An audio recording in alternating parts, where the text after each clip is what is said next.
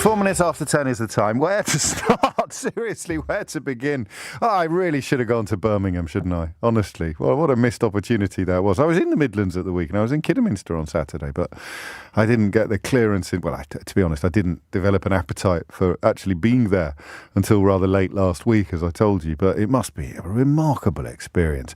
I met a lad on Friday night, who is a Conservative councillor in the London Borough of Hounslow. He was a lovely bloke. Didn't get too deep into politics or anything like that. Otherwise, perhaps I wouldn't have come away with such a warm impression. Very young. And he was off to conference for his first time. In fact, I also met the Labour leader of Hounslow Borough Council, who just got back from his first ever conference. Imagine two more different experiences for local politicians, or politicians of any standing, than that. This, as a Conservative, this would be your first ever conference. What impressions could you possibly be coming away with? Or last week, as a Labour politician or a Labour activist, that was your first ever conference, just sort of queuing up opinion poll leads that were about to smash through the mythical 30-point barrier. Incredible to reflect upon how quickly the world turns from, in 2019, the worst defeat for the Labour Party in pretty much a century, give or take a decade and a half, right through now to unprecedented poll leads, which of course do not translate into election victories. Far from it. There is a lot of water to pass under a lot of bridges before we get to cast our votes again. Although perhaps not quite as much water or quite as many bridges as we possibly expected this time last month.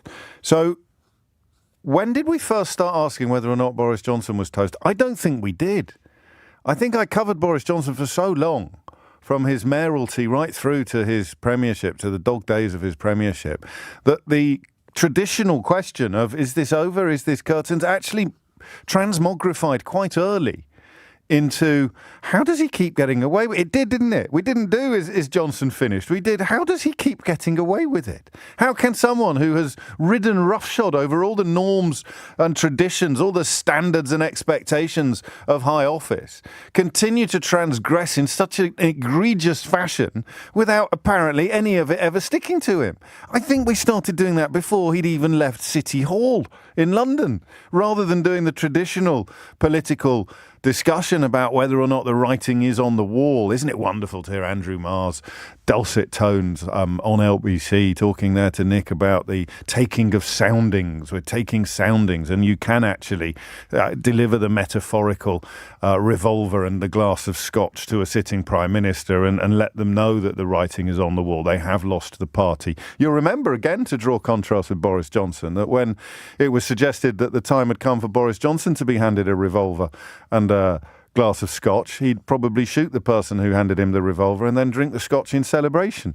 But we seem to be at least tiptoeing towards normality in that sense, in the idea that no one's going to argue Liz Truss is Teflon. Teflon Truss is not a nickname I expect to be appearing anytime soon, and she has already lost the Daily Mail. Or at least the Daily Mail is teetering. The Daily Mail yesterday, and I know I do sometimes worry that you don't find all this stuff anywhere near as fascinating than I do. I am a son of a newspaper man, and I will have newsprint in my blood, I suspect, for the rest of my days. But to change the front page in one morning on the same day from a kind of, yes, we will stand firm, to, oh my days, there's going to be a U-turn. That will have really hurt the incredibly overdeveloped egos on the Daily Mail's editorial floor, because they have made the Daily Mail and the Daily Telegraph and their commentators look even stupider than they make themselves look on a daily basis. And that, I have to tell you, is an astonishing achievement. Imagine taking someone who routinely appears on the Daily Telegraph's comment pages, like Frost, for example, and making him look even stupider than he makes himself look on a daily basis. That's quite incredible. The Daily Mail adamant at midnight yesterday. Is it midnight yesterday? Yeah, midnight today would be this morning, wouldn't it? And midnight yesterday would be yesterday. So at midnight yesterday, adamant that Kwasi Kwarteng was going to stand firm and that Liz Truss was not for turning.